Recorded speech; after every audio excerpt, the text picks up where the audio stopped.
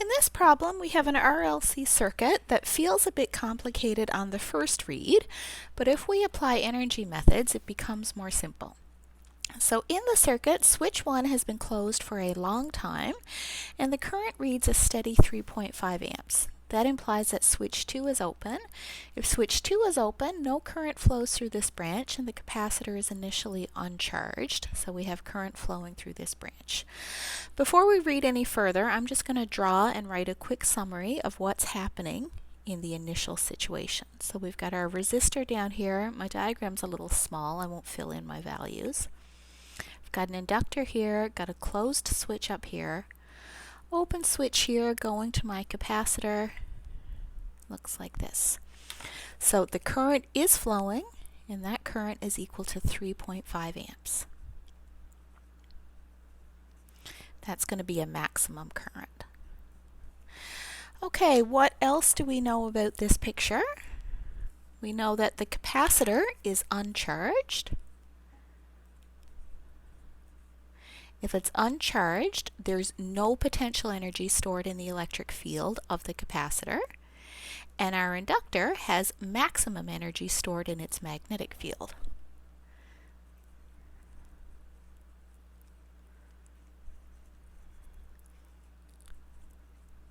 And we know it has maximum energy stored because the energy is a half times the inductance times the current squared.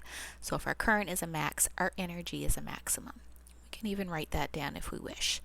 So UL maximum, the maximum amount of potential energy stored in that inductor, is 1/2 times L times our maximum current.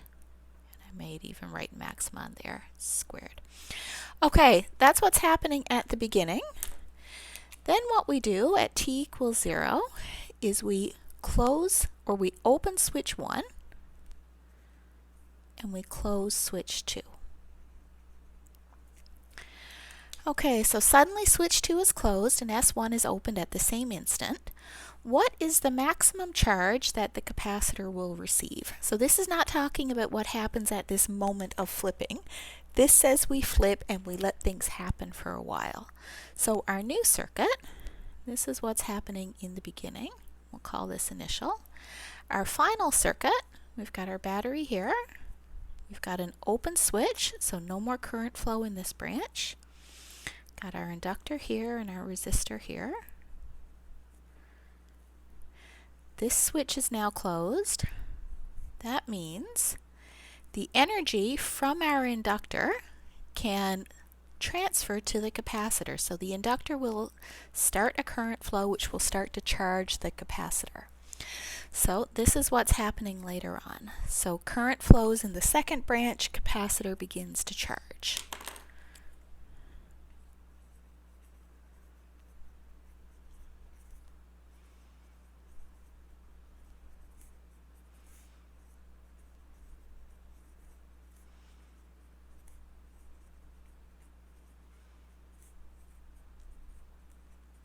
So initially the current here is 3.5 amps.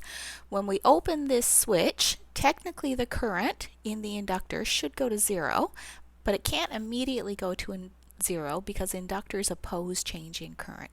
So it has to slow, so the current will flow through this branch. As the current flows, the capacitor will begin to charge.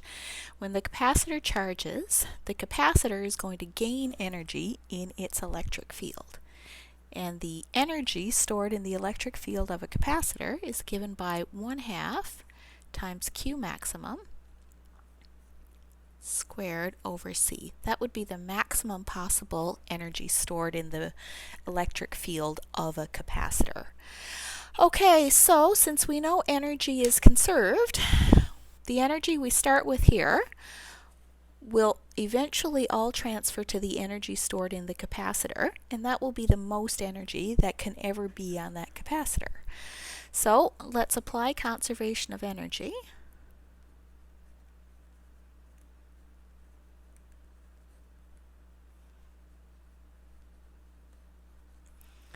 That says that UL maximum equals UC maximum.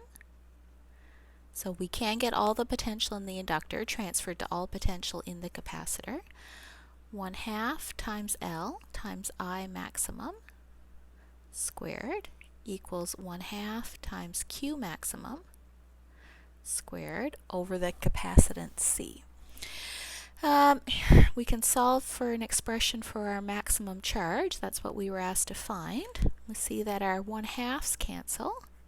Q maximum squared is going to be the capacitance C times the inductance L times I maximum squared. That's Q squared. To get Q, we take the square root. Our capacitance is 5 microfarads, or 5 times 10 to the minus 6 farads. Our inductance L is 2 millihenries, 2 times 10 to the minus 3 henries. And our maximum current was 3.5 amps. Put all this through the calculator, and what we should get for our maximum charge is 3.5 times 10 to the minus 4 coulombs.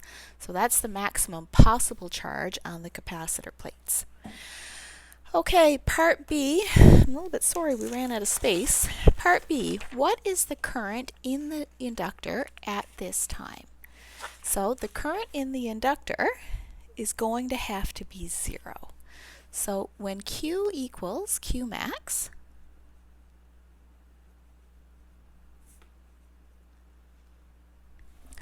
all of the energy is stored in the inductor, in the capacitor.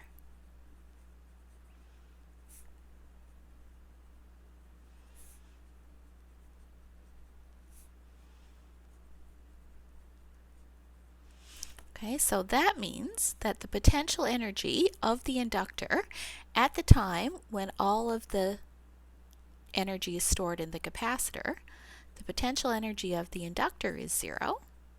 The potential energy of an inductor is 1/2 times L times I squared. So the current has to be 0. So when the capacitor is fully charged, the inductor has no current through it at all. No energy in inductor.